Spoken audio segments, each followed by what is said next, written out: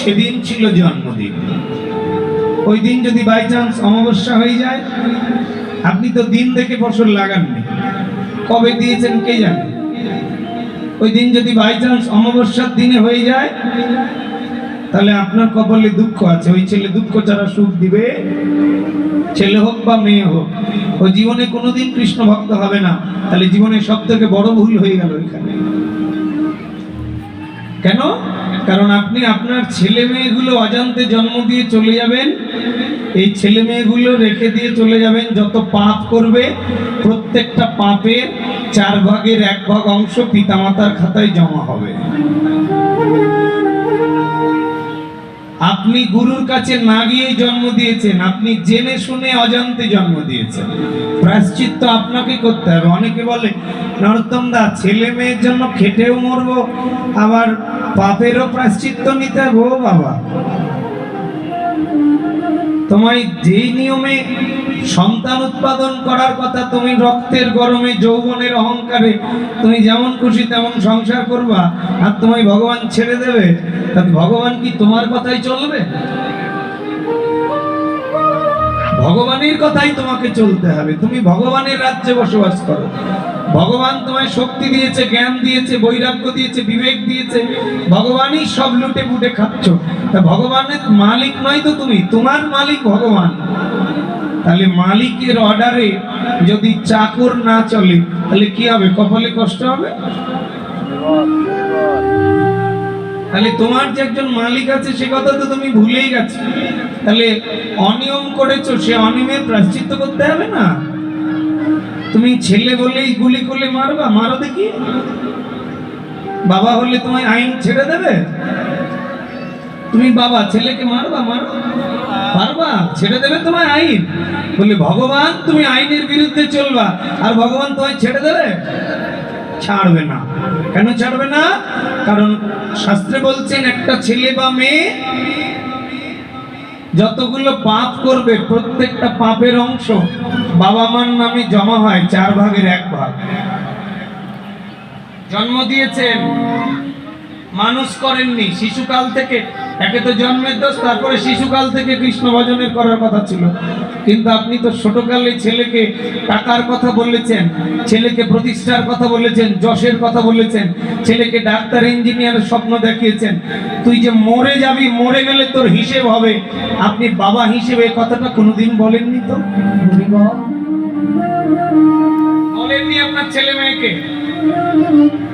এই জন্য তো সাধুরা বলছে, নরোত্তম দাস ঠাকুর মহাশয় স্পষ্ট লিখেছে, যে বাবা মা জন্মের পর টাকার কথা বলে, হরি ভজনের কথা বলে না, কৃষ্ণ ভজনের কথা বলে না, মরণের চিন্তা করায় না, এমন মানুষ বাবা মা দেওয়ার থেকে কোনো বৈষ্ণবের দ্বারের কুকুর করে জন্ম দিও, তবু প্রসাদ খেয়ে উদ্ধার হবো।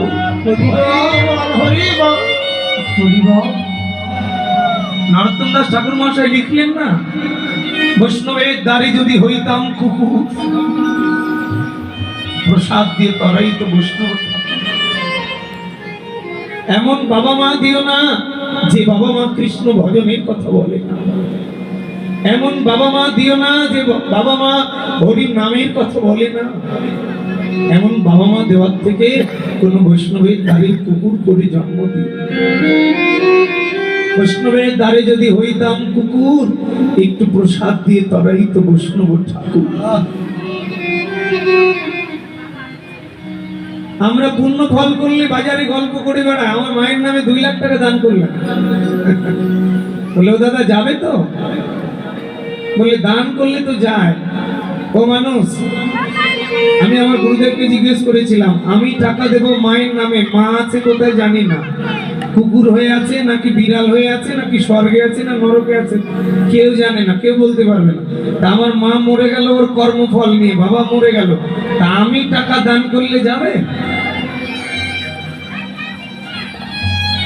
গুরুদেব বলছেন যাবে, শাস্ত্রে বললেন যাবে। যাবে বলেই তো পৃথিবীতে মানুষ দান করে। তো বললে যাবে বলেই তো পৃথিবীতে দান করে, তাহলে ছেলে রেখে গেল, দান করলে মা পাবে। ছেলে রেখে গেল, বৈষ্ণব সেবা দিলে মা পাবে। ছেলে মেয়ে রেখে গেল, মহাপ্রভুর ভোগ লাগালে মা পাবে। তাহলে ছেলে মেয়ে পাপ করলে এটা নিয়ে যাবে না ভগবান? মানুষের ব্রেনে ভালোটা ঢোকে, দান করলে যাবে, ভোগ লাগালে যাবে, বৈষ্ণব সেবা লাগালে যাবে, তাহলে ছেলের ভালোগুলো গেল, তা খারাপগুলো যাবে না? এটা ভাবে না মানুষ। সবাই জানে ভালোটা যাবে। ওরে বোকা মানুষ, তোমার কি আইনে চলবে ভগবান? তোমার ছেলের কর্মফল যদি বাবা মা পায় তাহলে ভালোটাও পাবে, খারাপটাও পাবে। যদি না পায় তো কোনোটাই। যুক্তি তাই বলছে, হিসেব তাই বলছে, অঙ্ক তাই বলছে। কিন্তু আমরা দান করলে খুশি হই, পাপ করলে একবারও ভাবি না। এই জন্য বাবা মাকে চিন্তা করতে হবে, আমি এমন ছেলে রেখে যাব বংশে একজন কৃষ্ণ ভক্ত সন্তান। যদি কৃষ্ণ ভজন করে তার দ্বারা 14 পুরুষ বাবার কুলে, মায়ের কুলের 7 পুরুষ, 21 পুরুষ উদ্ধারের কথা লিখিত আছে। অনেক পুরুষ আছে, কোনো কোনো গ্রন্থে আরো বেশি লিখেছে। কিন্তু ছেলে যদি কৃষ্ণ ভক্ত হয়, বাবার কুলের 14 পুরুষ, মায়ের কুলের 7 পুরুষ।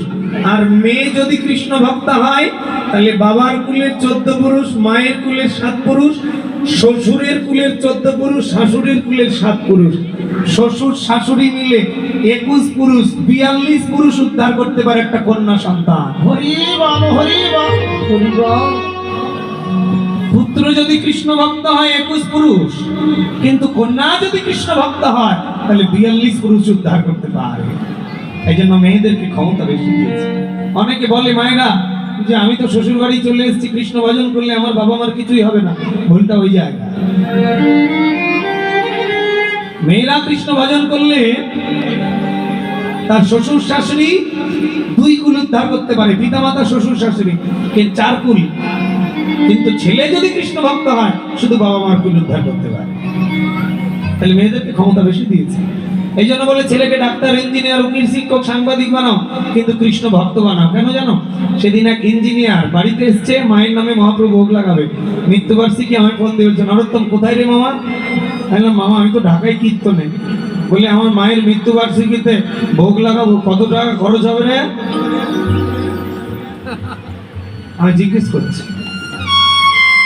তাহলে ছেলেকে ইঞ্জিনিয়ার বানিয়ে গেল, এর মায়ের নামে যদি 1 কোটি টাকা দিয়ে ভোগ লাগায় কাজ হবে? ওই যদি ইঞ্জিনিয়ারের পাশাপাশি একটু ভক্তিটা দিয়ে যেত, যদি শিশুকাল থেকে বলতো খোকা পৃথিবীতে যে কর্মই কর কিন্তু ভগবানের কর্মটা যেন ভুলিস না, যদি শিশুকাল থেকে একটু ভক্তি সম্পূর্ণ হৃদয় হতো, তাহলে নয়নের জলে যদি কেউ বাবা মার নামে বৈষ্ণবের সেবা দেয়, শাস্ত্রে বলছে বাবা যদি পায়খানার পোকা হয়ে জন্মে, ছেলে যদি কৃষ্ণ ভক্ত হয়ে 100 বছর পরে ছেলের ঘরে নাতি এসে যদি বৈষ্ণব সেবা দেয় ভক্তি ভরে, তার দাদু পায়খানার পোকা হয়ে জন্মে আছে, তবুও পোকাটার সাথে সাথে মরে গিয়ে গোলক বৃন্দাবনে যাবে।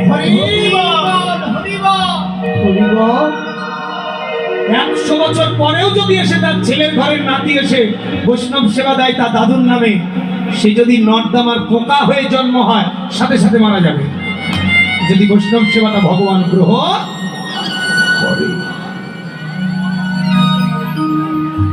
শাস্ত্রে এতটাই যুক্তি দিয়েছে। তাহলে বাবা আমি আপনাদেরকে 2টো কথা বলবো। 1 নাম্বার, আপনি সংসারের জন্য খেটে মরে চলে গেলেন, ছেলেকে ভালো ডাক্তার বানালেন বা সম্পত্তিবান বানিয়ে ধনী বানিয়ে মরে গেলেন, আপনার লাভ কি? আপনি যদি চিৎকার করে বলেন যে আমার ছেলেকে আমি বিসিএস ক্যাডার বানিয়ে এসেছি, আমি 50 বিঘা জমি দিয়ে এসেছি, আমি মেয়ের বিয়ে দিয়েছি, 6টা মেয়ের বিয়ে দিয়েছি, প্রচুর পরিশ্রম করেছি প্রভু, আমি তোমাকে ডাকতে পাইনি, এর জন্য আমাকে কিছুই দিবা না? ভগবান বলছে ভালো কর্ম করেছিস এই জন্য 10-20 বছর স্বর্গে থেকে আবার যা, সর্বোচ্চ, এর থেকে বেশি দিতে পারবে না ভগবান। ছেলে মেয়ের ভালো সেবা করেছো, বাবা মার সেবা করেছো, সমাজের সেবা করেছো, প্রতিবেশীর সেবা করেছো, এগুলোর দ্বারা সর্বোচ্চ কিছুদিন স্বর্গে থাকতে পারবে, কিন্তু ভগবানের চরণ পাবে। পৃথিবীর মঙ্গল কর্ম যদি কেউ প্রচুর করে তাহলে তার দ্বারা সর্বোচ্চ স্বর্গ লাভ করবে, এর থেকে বেশি কিছু পাবে না। তাই স্বর্গে থাকলে কতদিন থাকবে? গীতার 8 নম্বর অধ্যায়ে 16 নম্বর শ্লোকে বললেন, আব্রহ্ম ভুবনাল লক্ষ্য পুনরাবৃত্তি নর্জন মাম উপাত্তত কন্তীয় পুনর্জন্মন বিদ্যাতে। যদি ব্রহ্মলোক থেকে ভূলোক পর্যন্ত যতগুলো জায়গা আছে, যে যেখানে যাক আবার পুনরায় জন্ম হবে, কিন্তু মাম উপাত্তত কন্তীয়, যারা আমার কৃষ্ণের ভজনা করে আমার চরণ পাবে তাদের আর কোনোদিন পুনর্জন্ম হবে না। হরি বল, হরি বল। সমাজের সেবা করে, ছেলে মেয়ের সেবা করে, পরিবারের সেবা করে সর্বোচ্চ আপনি 10-20 বছর স্বর্গে থাকতে পারেন, আবার আসতে হবে। কেন? আপনি অনিয়ম করে পৃথিবী থেকে চলে গেছেন, ভগবানের সেবা করেননি, এই জন্য আবার আসতে হবে। যদি আবার এসে আবার ওই করেন, আবার যেতে হবে। গীতার 2য় অধ্যায়ে 27 নম্বর শ্লোকে বললে, জাতশ্রী ধ্রুব মৃত্যু ধ্রুবলং জন্ম মৃত্যুশ্চ তস্মাদ পরিহার্য অর্থনম তম শোচিত মহর্ষি। যতবার মরবে ততবার জন্মিবে, যতবার মরবে ততবার জন্মিবে। যেদিন তুমি মরণকে জয় করবে কৃষ্ণ ভজনের দ্বারা, সেদিন আর মরণও হবে না, আর যার মরণ হবে না তার জন্মও হবে না।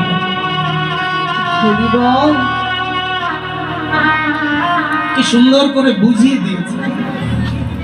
জাতশ্রী ধ্রুব মৃত্যু ধ্রুবলং জন্ম মৃত্যুশ্চ। তোমাকে জন্ম মৃত্যুর চক্রাকারে ঘুরতেই থাকতে হবে। যতদিন না সংসার বন্ধনকে জয় করতে পেরেছো, যতদিন না সংসারে থেকে কৃষ্ণ ভজন করেছো, যতদিন না সপরিবারকে নিয়ে কৃষ্ণে অর্পণ করতে পেরেছো জীবনকে, ততদিন পৃথিবীতে আসতেই থাকতে হবে। হরি বল, হরি বল। ঘুরো, যাবে আসবে, যাবে আসবে। তাহলে দুটো প্রশ্ন বাবা আপনাদের কাছে। 1 নাম্বার, আপনি যদি চিৎকার করে বলেন আমার 50 বিঘা জমি রেখে এসেছি, আমার বিসিএস ক্যাডার ছেলে রেখে এসেছি, ক্ষমা করবে ভগবান? তাহলে আপনার লাভ কি? পরিবারের জন্য খেটে। বলে তাহলে কি খাটবো না?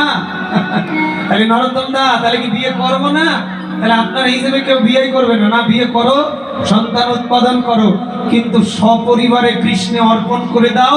ভগবানকে নিবেদন করে যদি খেতে পারো, তাহলে পৃথিবীর সমস্ত কর্ম ভগবত কর্ম হয়ে যাবে।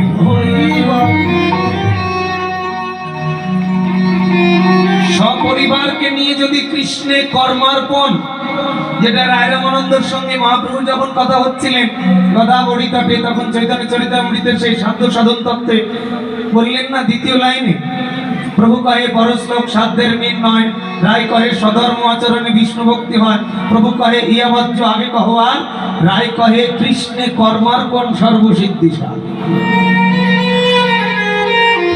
আপনি যদি কৃষ্ণের কর্মটাকে অর্পণ করতে পারেন, তারপর আপনার ছেলে মেয়ে স্ত্রী পুত্রাদি নিয়ে যদি ভগবানকে নিবেদন করে খেতে পারেন, তাহলে আপনি পৃথিবীতে যা কর্ম করবেন সব কর্মই ভগবানের কর্ম হয়ে যাবে।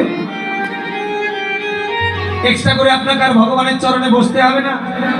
আপনি দোকানে বসে বসে সয়দা বিক্রি করছেন, কিন্তু ভগবান আপনার খাতায় লিখছে ভগবানের সেবা করছেন। কেন? কারণ আপনি ভগবানকে নিবেদন করে খান, তাই। এক্সট্রা করে আপনাকে আর যেতে হবে না। তাই সংসারেই ক্ষয়, সংসারেই জয়, সংসারেই মরণ, সংসারেই স্মরণ। এই জন্য বললেন সংসার ধর্ম বড় ধর্ম। সংসার করে যদি ধর্মটাকে করতে পারো, তবে সন্তান উৎপাদন করে লাভ আছে। নইলে ওই সন্তান যদি রেখে যাও, তাহলে মরেও শান্তি পাবে। ওর জন্য খেটে মরলা, কিছু লাভ হবে না। আবার ওকে রেখে গেলা, তারও অংশ নিতে হবে, পাপের অংশ। যা বাবা, মরেও শান্তি না। বলে বাবা মা খুব জ্বালা, তো মরেছে শান্তি পেয়েছে।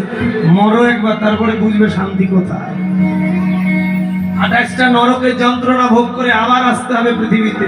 শান্তি কোথায়? মরলে বলে 5টা ছেলে খেতে দিত না, বেচারা মরেছে তো শান্তি পেয়েছে। ভুল কথা। মরে কখনো শান্তি হয় না, বরং ওই 5 ছেলেকে উৎপাদন করে যদি কিছু নাই পাও, তাহলে বাকি জীবনটাকে ভগবানের চরণে অর্পণ করে কৃষ্ণ চরণ সেবা করে মরো। পরের জন্মে তোমার কৃষ্ণ ভক্ত মায়ের গর্ভে জন্ম হবে।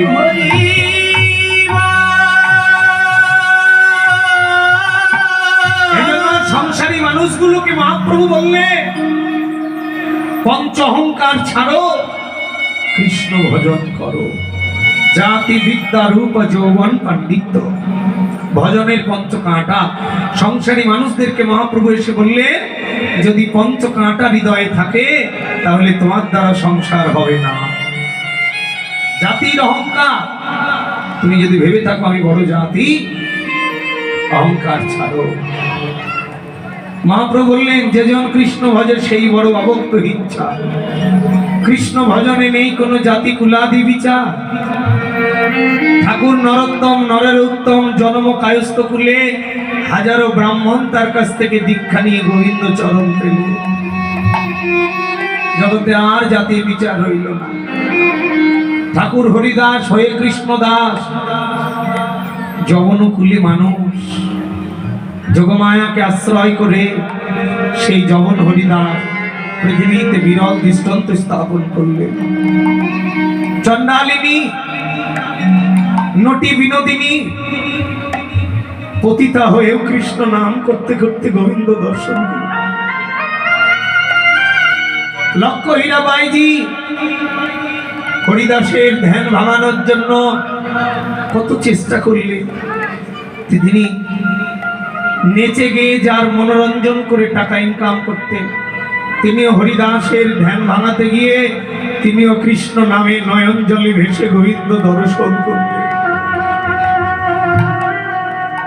ও মানুষ, বিল্লমঙ্গল ঠাকুর,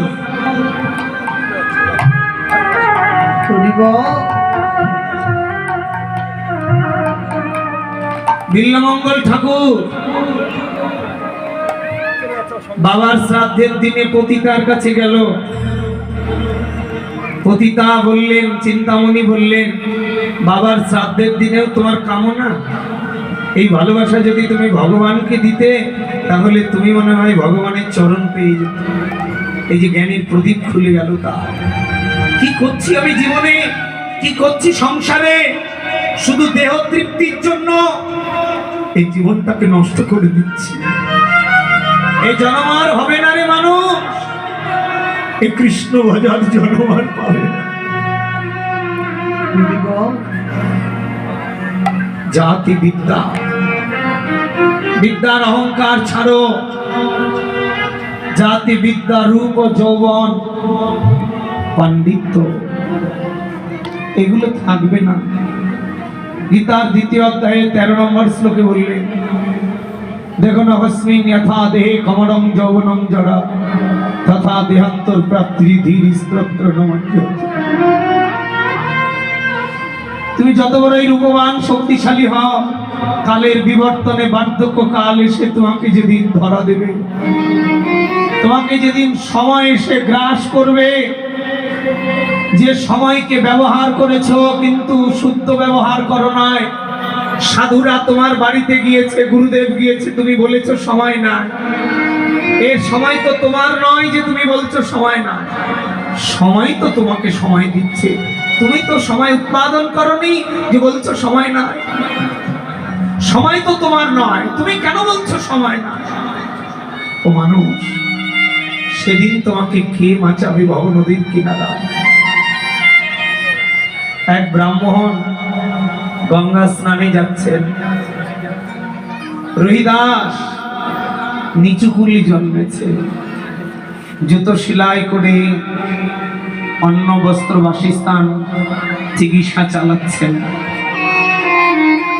কৃষ্ণ নামে নয়ন জলে ভাসছেন। ব্রাহ্মণ গঙ্গা স্নানে যাচ্ছেন, রহিদাসকে বলছেন, এই যে রহিদাস, প্রতিদিন তুমি দেখি এখানে কৃষ্ণ নামে নয়ন জলে জুতো সেলাই করো, চলো আজকে গঙ্গা স্নানে যা। তিনি বললেন, প্রভু আমার তো গঙ্গা স্নানে যাওয়ার সামর্থ্য নেই।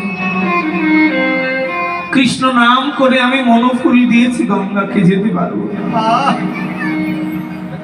আপনি যাচ্ছেন, আমার ফুলটা নিয়ে একটু দিয়ে দেবেন, আমি যেতে পারবো না। ব্রাহ্মণ বললেন, এতদিন থেকে ব্রাহ্মণের ছেলে, আমি গঙ্গা স্নানে যাই, আমার ফুল নেয় না, আর তুই বেটা 2 দিন হলো মুচির ছেলে কৃষ্ণ নাম করিস বলে তোর ফুল নিয়ে নেবে গঙ্গা? অবজ্ঞা ভরে ব্রাহ্মণ ফুলটা নিয়ে গেছে, আর নয়নের জলে রহিদাস গোবিন্দ চরণে আকুতি নিবেদন করছেন। প্রভু হে, তুমি বলেছ তুমি পৃথিবীতে দুটি জিনিস সইতে পারো না, এক ভক্তের অহংকার, এক ভক্ত নয়নের জল। কেউ যদি নয়নের জল দিয়ে কৃষ্ণ নাম করে তুমি বড় খুশি হও, তাই তোমার দেওয়ার মতো কিছু নেই, তুমি কৃপা করে গ্রহণ করো। তাই নয়নের জলে কৃষ্ণ নাম করছেন রবিদাস। হরে কৃষ্ণ হরে কৃষ্ণ কৃষ্ণ কৃষ্ণ হরে হরে হরে রাম হরে রাম রাম রাম হরে হরে হরে কৃষ্ণ হরে কৃষ্ণ কৃষ্ণ কৃষ্ণ হরে হরে হরে রাম হরে রাম রাম রাম হরে হরে হরে কৃষ্ণ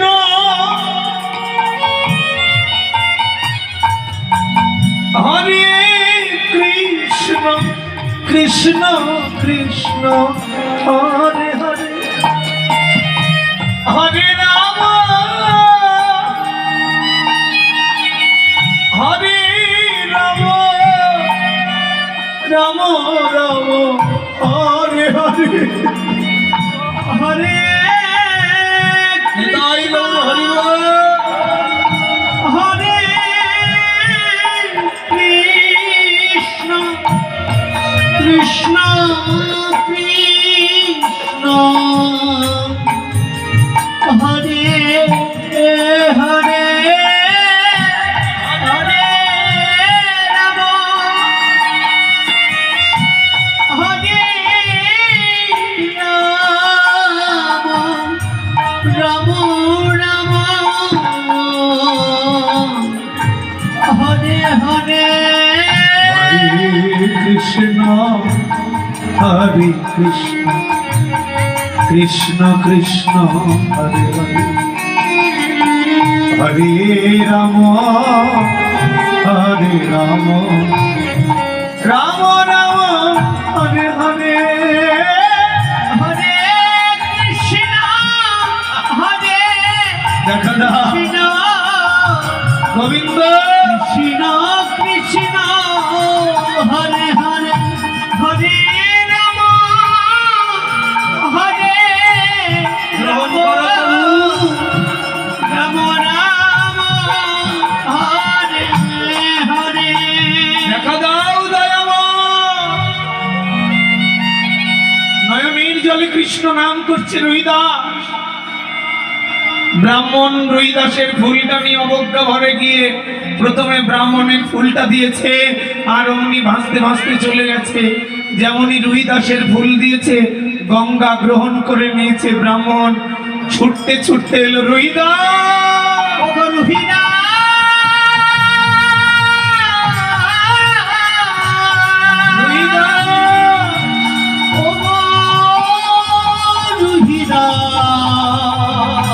তুমি ভাই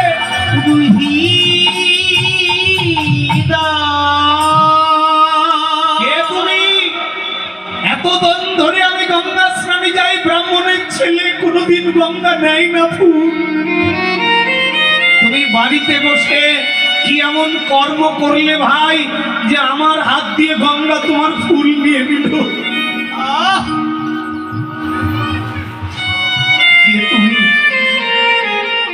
ব্রাহ্মণ এসে দাঁড়িয়েছে, কৃষ্ণ নাম করছে রবিদাস। নতুন জুতো বানাবে বলে কাঠ কাটছিলেন, ওই কাঠের মধ্যেই গঙ্গাকে দর্শন করলেন ব্রাহ্মণ সহ। ব্রাহ্মণ নয়নের জলে বলতে লাগলেন, হে গোবিন্দ আমি ব্রাহ্মণের অহংকারে তোমার হরি নামে কোনদিন নয়নের জল দিলাম না। তোমার কৃষ্ণ নামে কত পাপীর হৃদয় গলি গেল। নটি বিনোদিনীর মতো পাপিবা গোবিন্দের চরণ পেল, লক্ষ হীরার মতো বাইজি গোবিন্দের চরণ পেল, বিল্লমঙ্গলের মতো পাপী তোমার চরণ পেল। নামের গুণে প্রহ্লাদের আগুন ফুল বাগান হলো, পাথর ভেসে শোলা হলো, কিন্তু আমার অহংকারের হৃদয় কোনদিন এ দয়াময় আমি জানি না কত জন্মের অপরাধী দেহ নিয়ে জন্মেছি। কোনদিন মধুর কৃষ্ণ নামে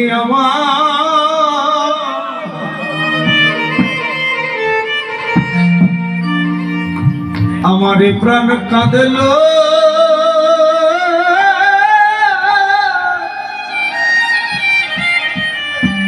এই জন্মে কাঁদল না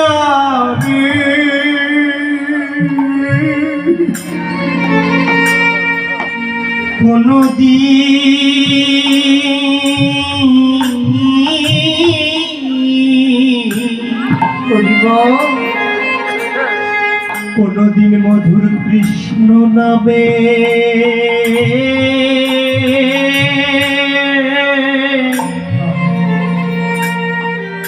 আমারে প্রাণে কাঁদিল।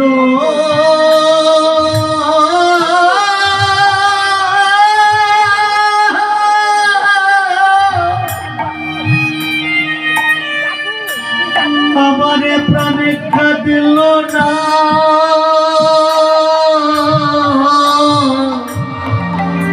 কাঁদিল না রে।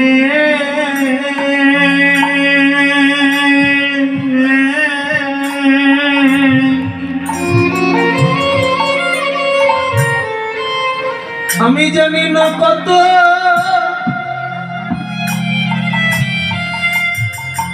জনমে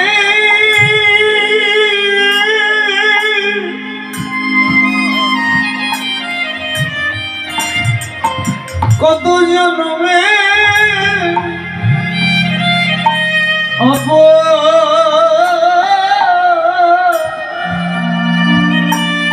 অপরাধী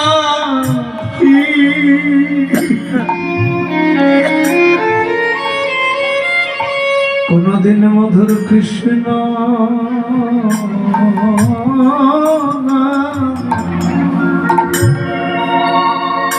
বলে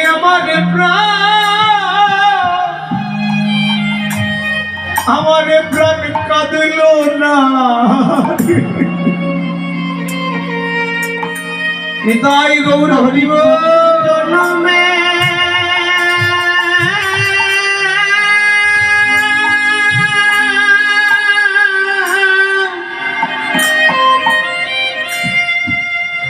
আমি কত জানা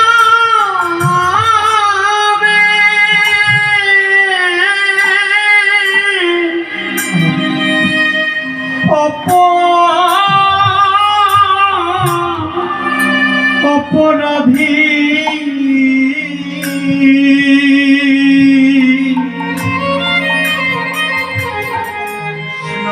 কোনদিন মধুর কৃষ্ণ নামে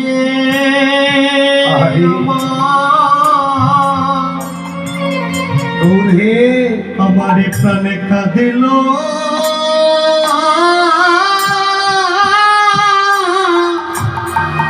আমারে প্রাণে কাঁদিল না,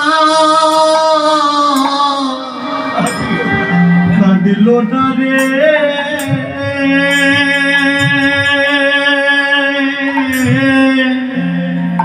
এই জগতে কত পাশানি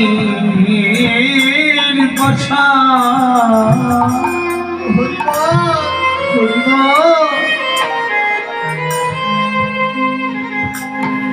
পাশান গলে গেল কিন্তু আমার মনটা শান্ত এই জন্মে বলল না গো, কত পাশানি পাশানি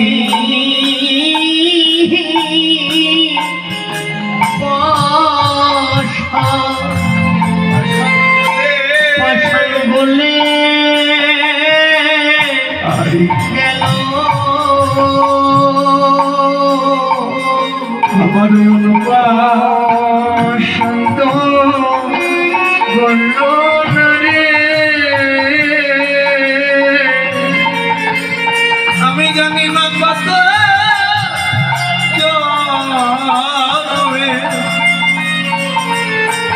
জনমের অপরাধ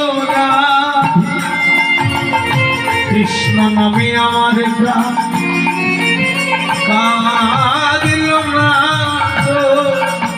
আমি কত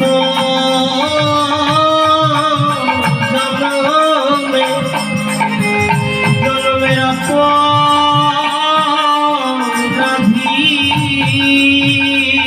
কৃষ্ণ নামে আমার প্রাণ কাঁদিল না রে,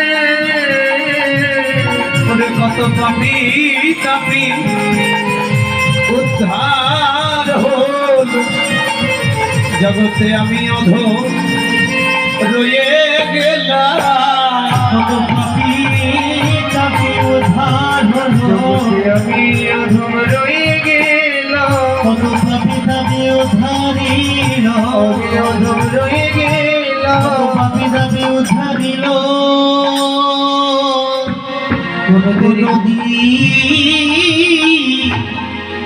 মধুর কৃষ্ণ নামে আবার প্রাণ কাঁদিল না রে। তাই তো মহাপ্রভু নিজে কাঁদলেন।